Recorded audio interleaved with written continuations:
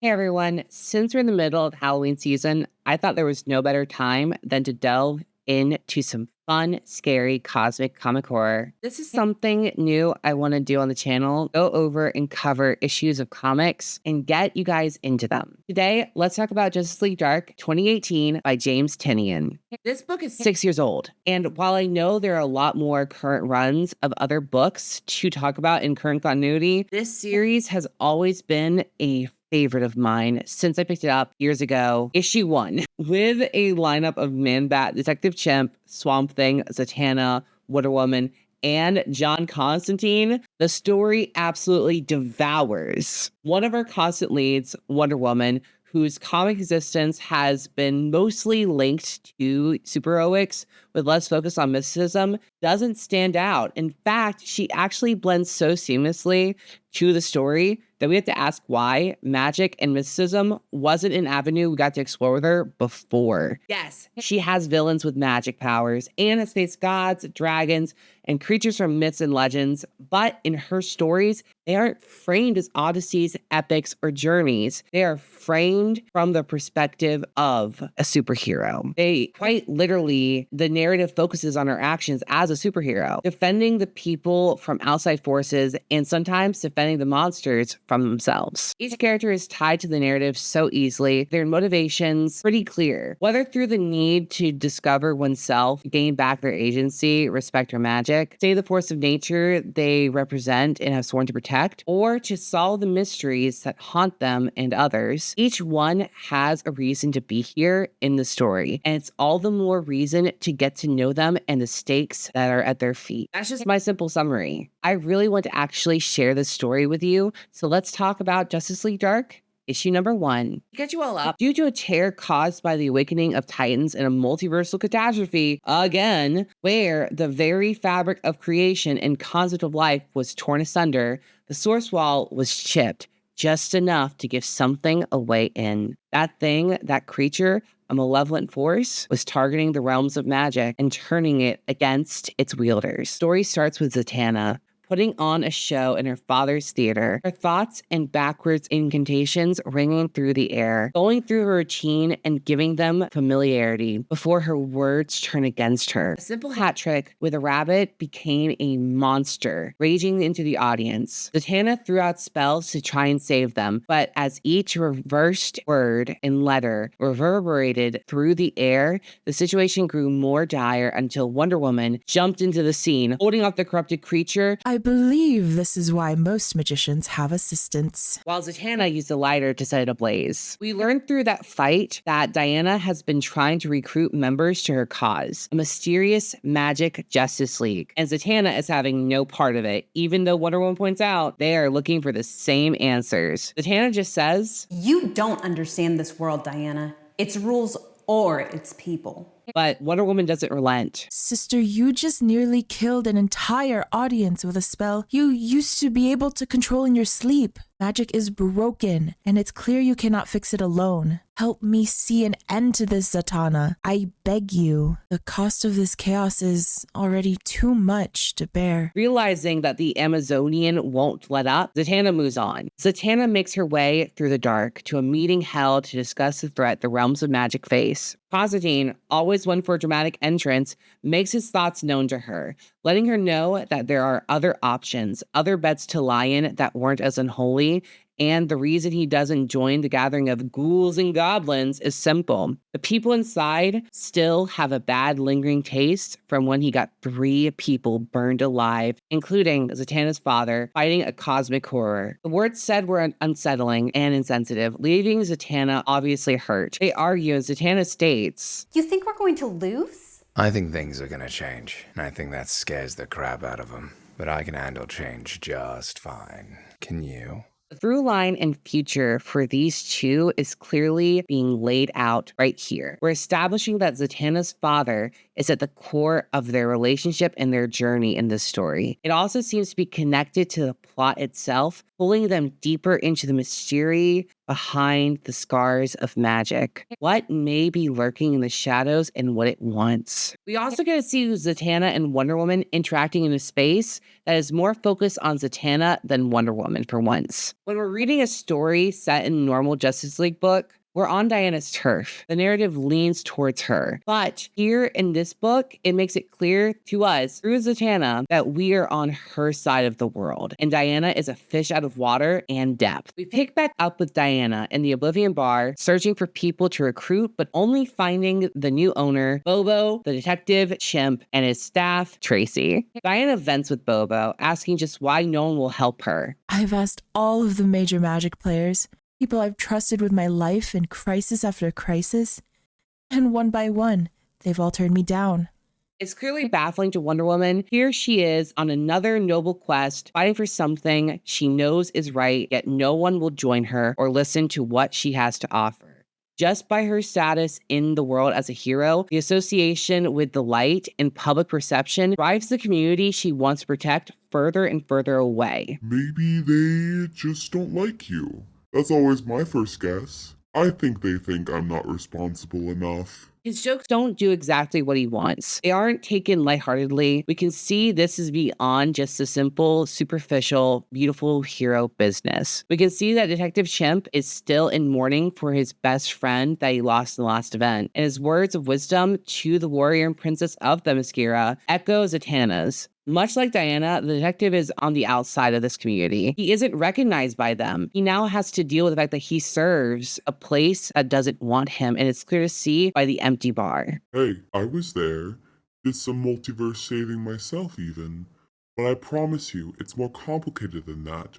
Look, I'm just an immortal crime-solving primate with a magical bar that nobody wants to come to anymore. So take what I say with a grain of salt. But you work and operate in a gleaming ivory tower that literally glows at night. You live with the good guys and bad guys. Down here in the weird shadows of the world, it's all a bit messier. But Diana, like I said earlier, has some valid points and reasons to be here. A woman made of clay who's fought gods and saved the multiverse countless times is magical in her own right. The magical world keeps insisting I have no place in it. But I rode a griffin for the first time when I was barely old enough to walk. I come from a paradise island carved from a kind of magic. I know its power, its wonder. In the last 3 weeks, I've seen it rip magicians open from the inside. It's a perversion of something that can and should be a powerful force of good in this world. She can feel her connection to the entire event, something she knows is above what she can do, but refuses to back down. With the mention of dead bodies and mysterious causes of death, Bobo can't help but be intrigued. The way they form their connection and Chimp agrees to help is honestly a big highlight in the issue. They put a mirror up to each other. Even though these two characters might seem like they have no direct connection to each other or reason to be in this space, the way the environment and space treats them leads them to finding common ground. It's beautiful character work. A few things happen with us flipping back to the magical community meeting, like a brief floral cameo from everyone's favorite plant daddy, Swamp Thing. Hells in Heaven seem to be bickering, and the magic community mentions how the Justice League should just stay out of this mess. They haven't helped before, so they don't seem to be welcome now. I get the sentiment, I really do. As a diehard X-Men reader, I feel the same way half the time when Avengers try to get into X-Men business. But overall, I think this situation could use as many heads as possible. We flip back to Chimp and Diana, and they are venturing into Justice League Dark's headquarters. With another cameo, the remains of Dracul Carfang from another intriguing Wonder Woman story, A League of One from the year 2000, which just screams to me, reading this, that the author knows their Wonder Woman lore. Here's where we get to meet another main cast member for this story. A wild card if there ever was one, Kirk Langstrom, Man-Bat, the Batman villain. He has the enthusiasm for zaniness to really sell this book and match the energies with his surrounding peers, especially Dr. Chimp. Man-Bat has been brought in as a researcher, looking into examining the gnarled bodies and is just truly fascinated with them, offering up much needed insight and exposition to the story. Bodies are wildly fascinating. Haven't been able to turn away. The genetic structure was altered by the opposing energy. I keep considering names for it. Dark energy, anti-energy, maybe even something I can make truly my own, like the Langstrom energy. Then again, I've already got the trademark formula too. It's here where we actually get to know why Langstrom is here. With Chimp's sarcasm so open, Kirk feels the need to set the record straight. I was trying to keep my cognitive facilities. Look, I just want to be more helpful.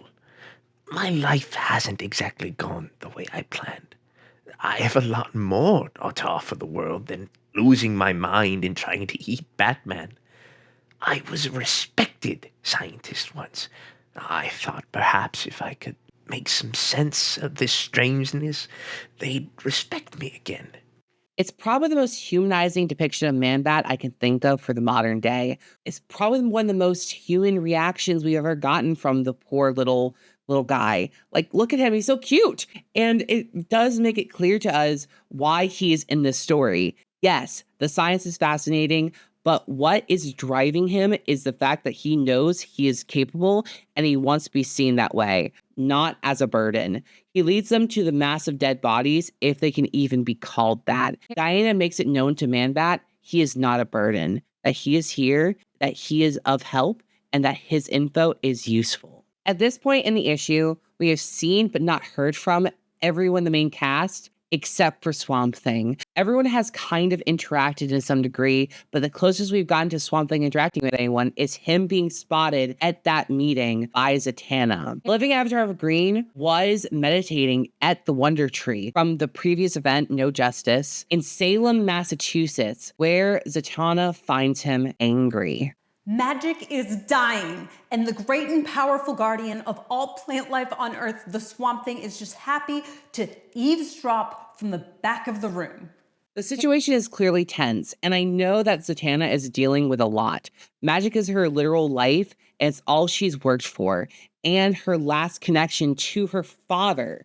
So to see someone who's supposed to protect the Earth, the thing that's also in danger, in this scenario, just sitting out, has to hurt. It was not a conversation I wish to be a part of, Zatanna.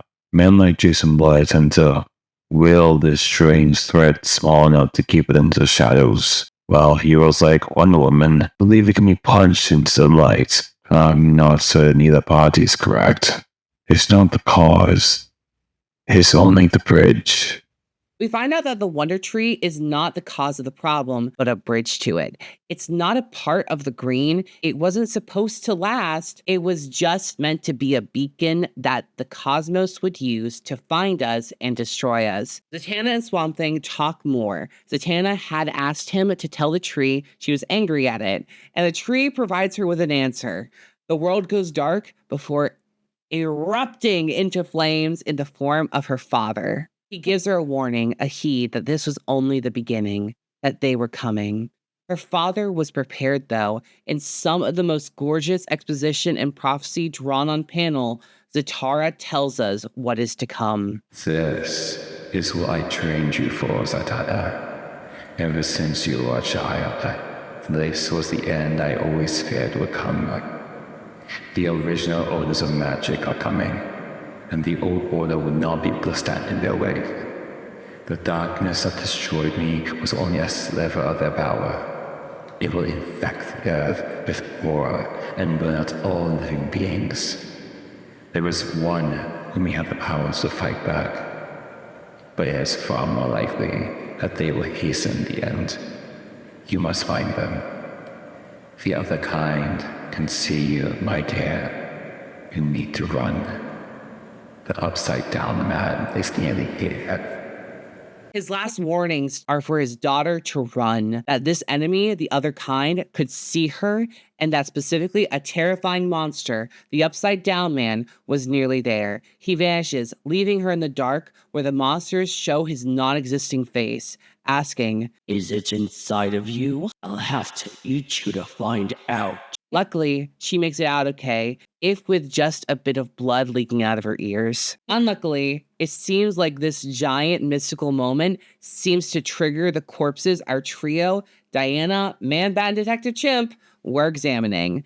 They were dead. There was no scientific explanation for what happened to these things or why they just woke up. So, with a threat in front of them, Diana brandished her sword and told the others to run, that she'd face the other kind. And those voices rang from the corpses. The other kind see you. Other kind are coming. The other kind are nearly here. Luckily, Zatanna and Swamp Thing make their grand entrance. This is so much worse than anyone thought, Wonder Woman. Magic is going to die, and all of humanity is going to die with it. And one of us will bring its destruction. That's where issue 1 ends. Most of our main cast together, an enemy the other kind rearing its ugly head, and the fate of magic resting in the hands of a protagonist who may unwittingly cause the destruction of it. The issue is a perfect hook for readers to get into this world of magic during their Rebirth initiative. DC, you did a great job with this complete segment in your history of runs. I mean, let's be real here. I'm talking about it 6 years later. I really hope you guys see why I love this and why it's one of my favorites. I think what I love most about this book is it's not afraid to get crazy. It really utilizes the medium of comics for all of its storytelling worth, letting the words and actions of characters come to life through vivid detailings of color, magic, and gore. The cast is like lightning in a bottle, with characters like John Constantine, Zatanna, and Swamp Thing being characters you'd expect to see in a Justice League Dark book. Their chemistry really clear with the candid language and tense moments. And our wild cards, Wonder Woman, Detective Chimp, and Man-Bat, all adding new life to this already established team in the past, making us really want to understand how and why they got here. I hope you all enjoyed this video. If you like the content and want me to cover more issues of Justice League Dark, please let me know. I'd be happy to do so. Or if you want me to cover a different book, please just comment it. Literally comment anything. I have been Mimics. You have been the Mayhems. Please like, comment, subscribe. I'll see you guys next time. Bye-bye.